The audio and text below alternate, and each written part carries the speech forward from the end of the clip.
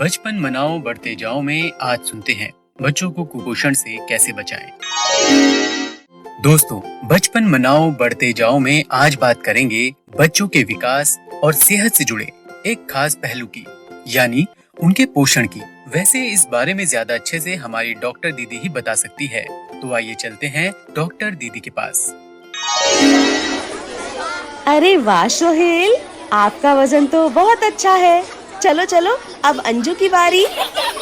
अंजू आओ इधर। अंजू, तुम्हारा वजन तो बहुत कम है।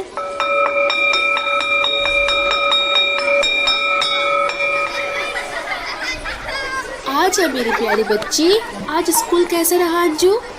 सुनिए, आप अंजू की माँ हैं? हाँ जी डॉक्टर दीदी, मैं रश्मि। अब मुझे आपसे अंजू के बारे में जरूरी बात करनी है। अब हाँ, क्या हुआ? अब मेरी अंजू ठीक तो है ना?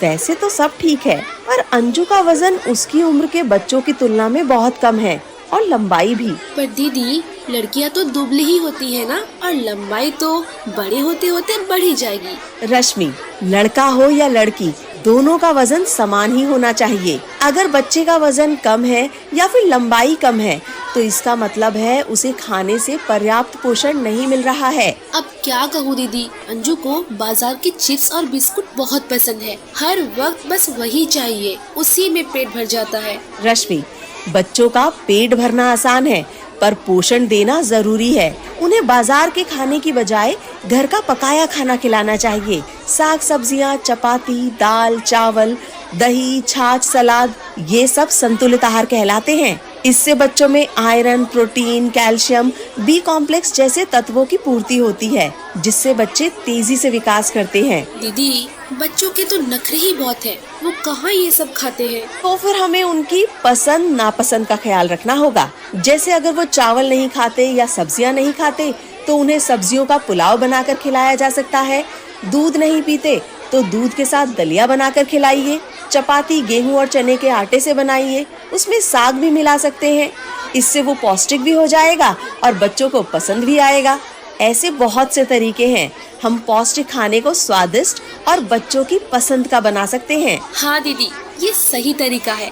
वैसे भी घर के बाहर छोटी सी बगिया बनाई है, मैं तो वही साग सब्जियां उगा लेती हूँ। बहुत अच्छी बात है रश्मि, ऐसे उगाई सब्जियां ज्यादा ताजी और पोषण से भरी होती हैं। बस ख्याल रखना कि बच्चों को बहुत ज्यादा मसालेदार, तला हुआ, ज्यादा मीठा या फिर नमक वाला खाना नहीं देना है। इससे उनका पाचन भी खराब होगा और सेहत भी। समझ गई दीदी।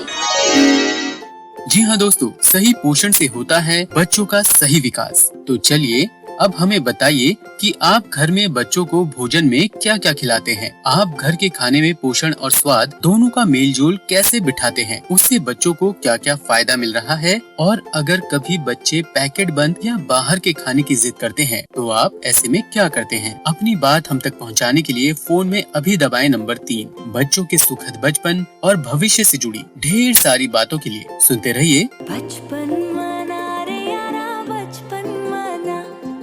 रोशन हो